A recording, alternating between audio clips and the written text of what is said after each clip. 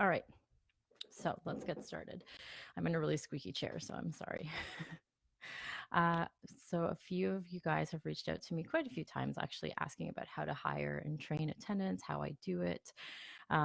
We have quite a few attendants on our roster. We do have some full-time staff, obviously, that run events, and then we have quite a few contract staff. We have about 12 on the books that we can call upon. And, I like to think that they're all amazing. And we definitely have honed in on our training process and hiring process since we started. Before it was just me and my husband running events. We did all of the events. And when you're doing like 100 events a year, that's a lot of events to not have your weekends and that kind of stuff. Some people really enjoy it. For some people, it's maybe an addition to your DJ business. So you're going to be there anyways. So it's not really that much more work for you, but hiring attendants opens a lot of doors for you as a business, allows you to obviously not run all the events yourself and maybe focus on doing some other stuff. That way you're not super tired after possibly working your day job, then going to an event, and then also trying to, manage your business at the same time. So that is probably the number one reason that I would say you should at least hire one attendant to start doing your events if you are doing all of your events yourself.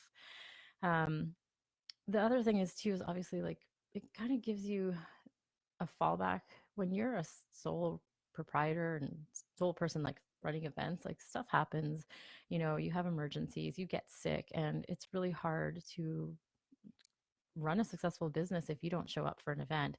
And while you are a small business and people might understand, at the same time, like you want to appear professional, and you want to show up to every single event, because it just takes one bad Google review to really like ruin your reputation. So having an attendant that you can call upon if you are going to do an event, or maybe have them be the primary and then you be the backup, is really important to make sure that you're at every single one of your events.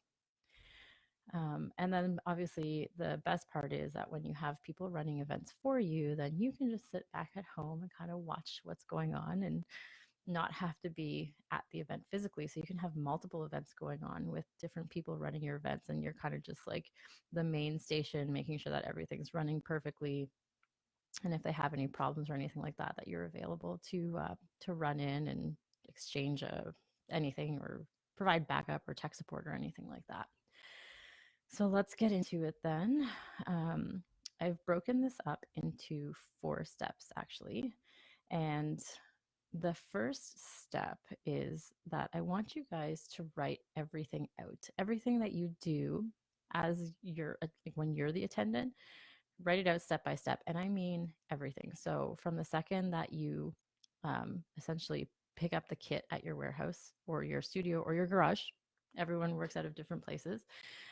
So as soon as you pick it up, how you load it into your car, what you're packing with you. I always like to have a checklist.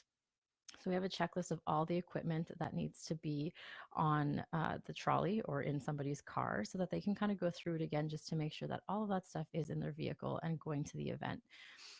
So write that down, like going through the checklist itself and loading everything into your car, driving to the venue, finding parking, like all of that. I want you to write it out. And this is more as a manual for you, so that you can explain to booth attendants that you're going to hire how a typical event works. And I know you might have it in your head, but when you're trying to explain that to people, it's a lot easier if you have it written down. Don't miss a step. Um, and then after you've done that, I actually want you to write out what it is that you want ideally in this person who is going to be your attendant for your booth. So what kind of hours are they going to work? What's their personality type? Like if you want someone who's exactly like you, then write out the qualities that you like about yourself at an event, and that's what you're looking for in that person. I'm a totally different person at events. Like I can turn that switch on pretty easily, and then me normal is very different than who I am in events too. But it's like my event persona. I don't know. Do you guys have event personas? Because yeah, I know I do. So it also depends on what kind of event we're at. Depends on, is that like split personalities for photo booth owners? I don't know. um, so write out your personality types that you want in your attendant. Obviously, you want someone bubbly, energetic, that kind of stuff. You also want to explain what kind of attire you want them to wear. Are they showing up to events really dressed up? Are they showing up to events kind of like casual? Is it different for every event? Just make sure that you make it clear, because I can tell you from experience that we've hired a couple of people where we like wrote out in the job description that black tie was required, like a black suit at minimum, black pants and a button-up shirt and a tie. And twice it's actually happened to me where I'm like, okay, here's your first event. You need to show up in a suit. And they're like, I don't own a suit. I'm like, does anyone actually read job descriptions? Like, you applied for this job, it was in there. Anyways, just make it really clear, and definitely confirm with them that they know what it is. Transportation requirements. They need a car, right? But there's lots of different cars. So depending on what kind of booth you have, if you have a salsa, it really doesn't matter. They probably drive a moped and still take that somewhere. But if you have like a legacy or a queso, then they need to have a car that has trunk space, or at least have seat that fold down and not be stuffed with a bunch of stuff. So just write down that they need to have some sort of transportation that's reliable. And then technical knowledge. So write out what kind of technical knowledge that you want from them. Some of our attendants are full-blown photographers. For the most part, they are. And then we have like two that are just kind of great people with great personalities, but know literally nothing about photography. And we generally send them out more for like our iPad booths, digital drop-offs, or anything like that. But just because they don't have the technical knowledge, you can always teach them that. So it's not the end of the world if they don't have technical knowledge but have really great personalities. Please do not just hire people based on their technical knowledge. I would say that personality is way more important to hire on, because you can teach everything else. And then I want you to also outline like what the geographical area is that people are traveling through. So for us, like, we have a 40-kilometer radius from our office that we're generally at. Then there's the exceptions, obviously, but for the most part, that's a pretty good indication of where they'll be traveling. So once you've written all of that stuff down, you can actually now create your job description. And for your job description, I like to lay it out a certain way. This is what I found worked really well for us after trying a couple of different formats. But I try to make it really short and sweet and point form. Like, I personally don't love reading super long job descriptions, so I don't expect other people to love reading it either. This isn't like a doctor's position or anything that requires like excessive knowledge. So I really want people to see it, see the points that like appeal to them, and then apply for the job.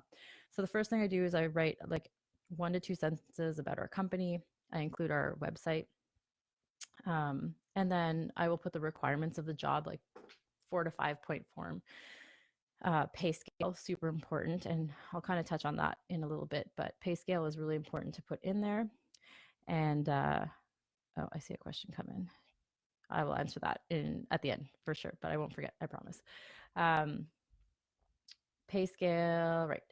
And then where was I? Yeah, how to contact you. Very important that you outline exactly how you want them to contact you. Like, email me at info@modernphotoboothcompany.com and make the subject line like, I'm applying for your job. If you're pretty specific about that, and you'll notice that people don't read, again, and that's definitely like one of the number one things that we disqualify people for, is if they don't read how to apply.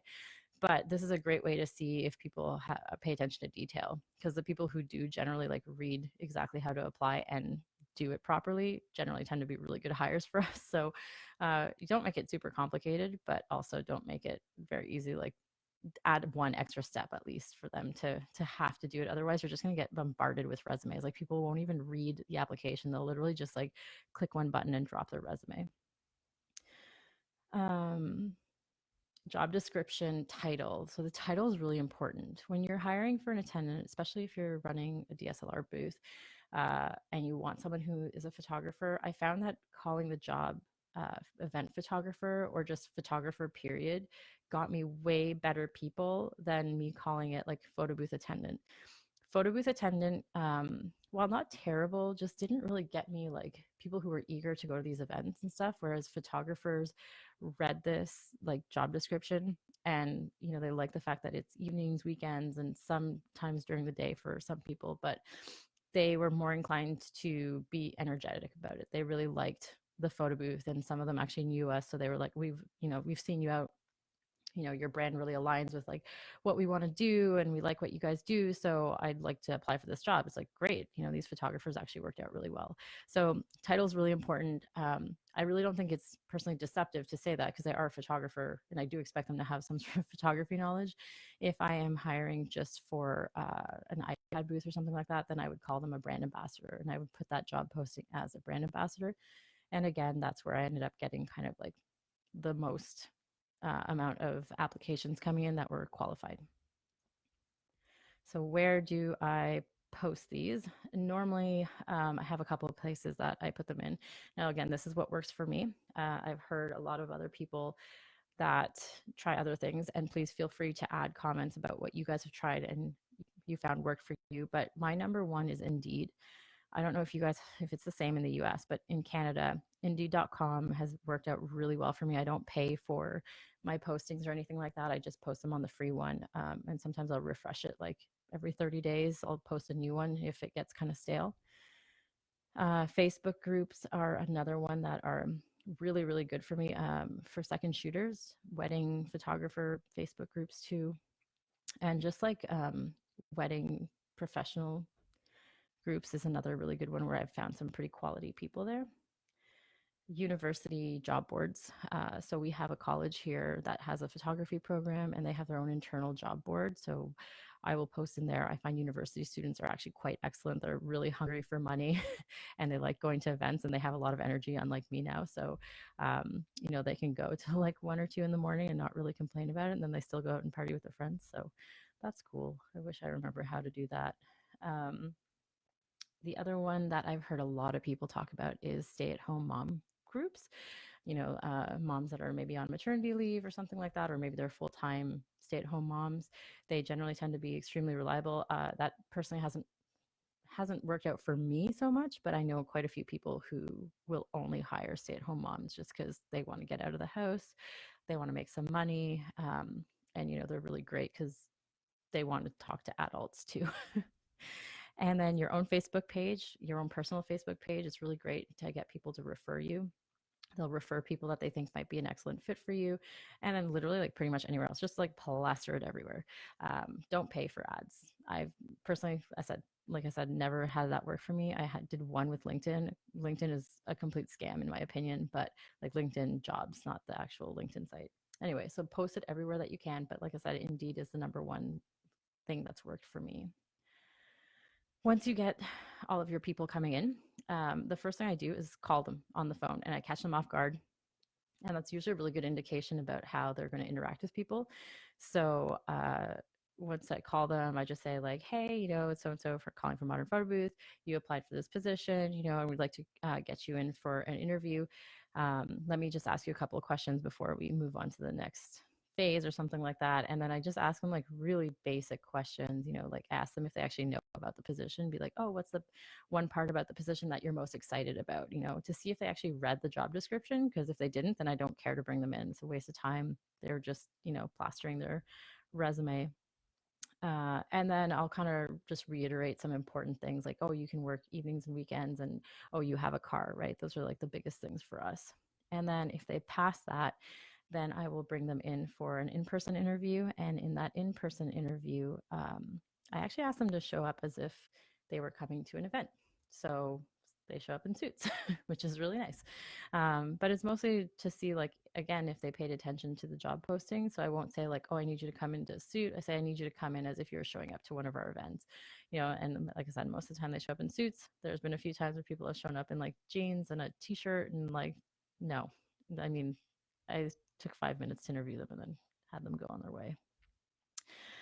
The other thing I get them to do is actually park in front of our building so that I can see what kind of car they're driving. And not so much because I care about the make or model of it, but again, trying to figure out like whether or not our kit's going to fit in there. And sometimes I've heard actually of some people checking to see if the kits will fit. We've had to do that a couple of times when we weren't sure. So we'd actually take our like queso cases and put them in the car, but they fit in like a mini. So it's fit every single time. But also something to check on is what's their car look like? Like, if it's a complete disaster, maybe they won't even have room in their car to put your kit. And is that really a representation of who you want going to your events? I don't know. I mean, I feel like no, but my guys' cars are all pretty clean. And then obviously I want to check in the in-person interview whether or not they showed up early or late, because it's either early or late. On time is probably late. I want them to be at events early too. So that's our interview process. And then if they, get through that one, Sorry, I'm talking really fast, so I'm just gonna grab a sip of water. I'm trying to make this not be a half hour Facebook Live. Okay, training. So the training part of it, I feel like this has been perfected over time with us. We, have tried a couple of different things, and this really works for us. The first thing I do is I bring them into the office one day and I actually have them build the photo booth on their own. So I give them the training videos from Photo Booth Supply Co. and I say, here you go, here's a kit, and here's the videos, figure it out. And I tell them not to ask me questions until they're done, because all the information is on the video.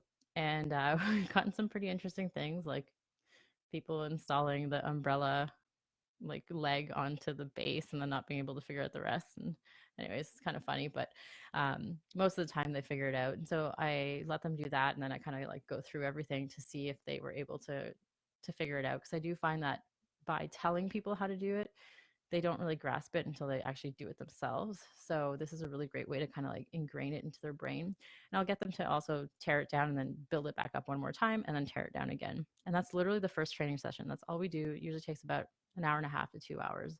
And obviously I give them kind of like a tour of the office and show them where they would pick up their kits and like where everything goes and kind of how things operate in the back.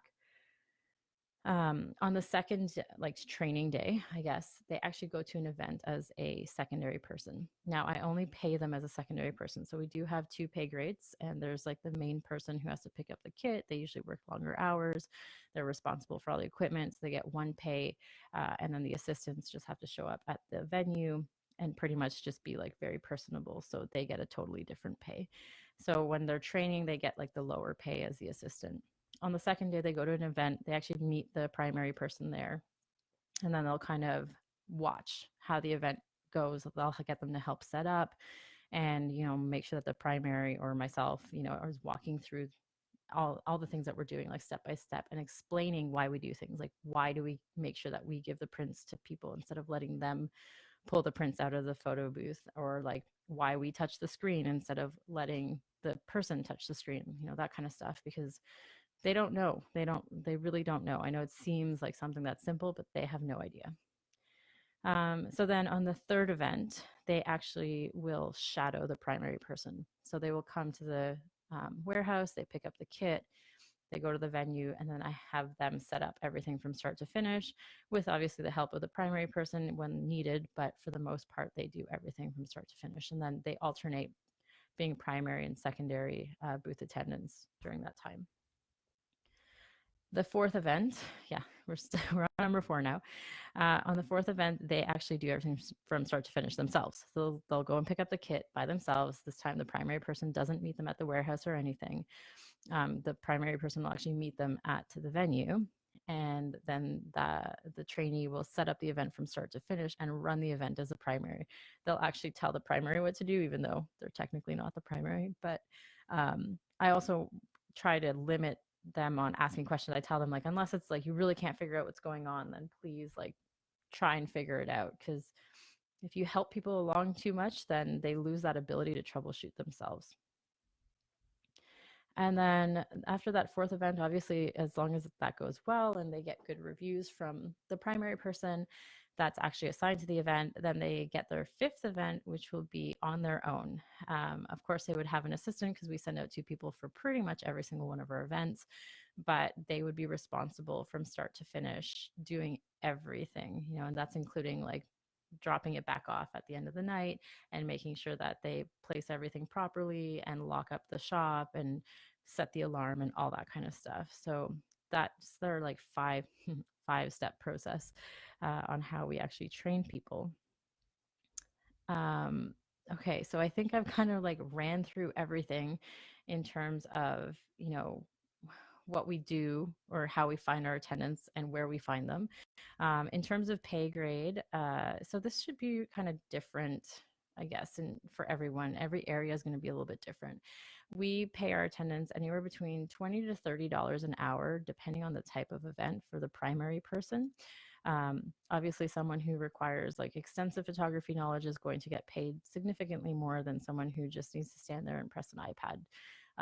Our secondary people or assistants, they get paid, $15 an hour, which is slightly more than minimum wage. But again, they're just standing there. They're not really doing much in terms of lifting.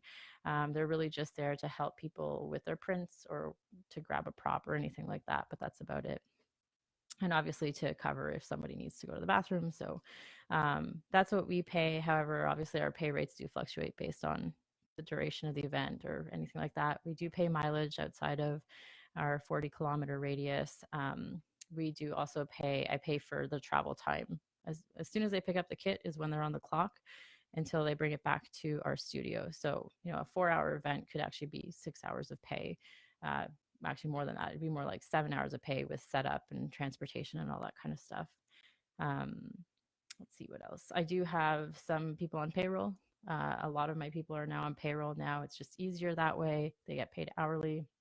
And then I do have some, photographers that are contracted when I just need like a floater. But other than that, pretty much everyone I have now is on payroll. And obviously, like, check with your local laws, guys, because it is complicated out there. Like, I have no, it's really not black and white as to who you can hire as a contractor and who you can hire as an employee and that kind of stuff. So definitely consult with like your local employment office, and an accountant maybe or a lawyer would be helpful to talk about like what roles need to be payroll and which ones actually need to be contract. And let's see. So one question here was, do you do background checks for potential attendance? I don't actually. I know that's probably something that's more relevant in the States. I don't know that Canada is really there yet in terms of doing potential background checks. I do it for my office staff, and I just have them go and pull a police check themselves. They have to pay it because they want the job. But in terms of our attendance, like they have to kind of fill out the regular stuff, just saying whether or not they have a criminal record check or criminal record and whatnot. But I've never pulled a background check myself. Unfortunately, that's I'm sorry you have to do that. But other than that, guys, I think that kind of sums it all up. So just to go over everything one more time, important to definitely hire attendance.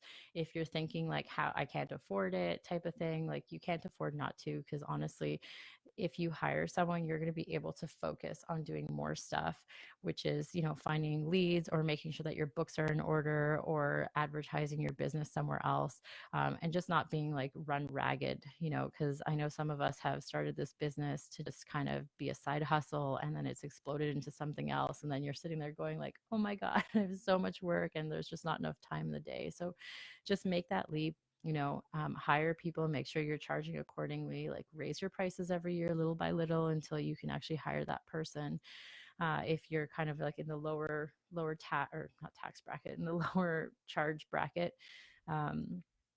write out all of your steps. So everything that you do from beginning to end when you're running an event, make sure that you create a very clear job description that's nice and short but to the point.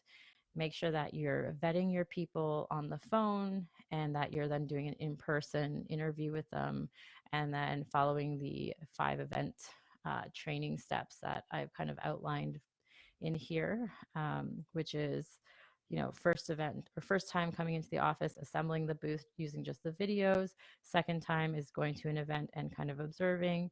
The third and fourth time is kind of running the events, and then fifth time is completely on their own. So I think that's it. And I'm not seeing any questions come in. So I'm going to give it a minute here. If you guys have any questions, feel free to drop them in there and I will answer them live. But nothing? Okay. Well, that's it. If you guys do think of anything, feel free to drop it in the comments later on, and I will be sure to check back later to see whether or not there's anything that I didn't cover. And this will be available on the Photo Booth Supply Co. owners Facebook page all the time. Thanks again, guys, for tuning in. Bye.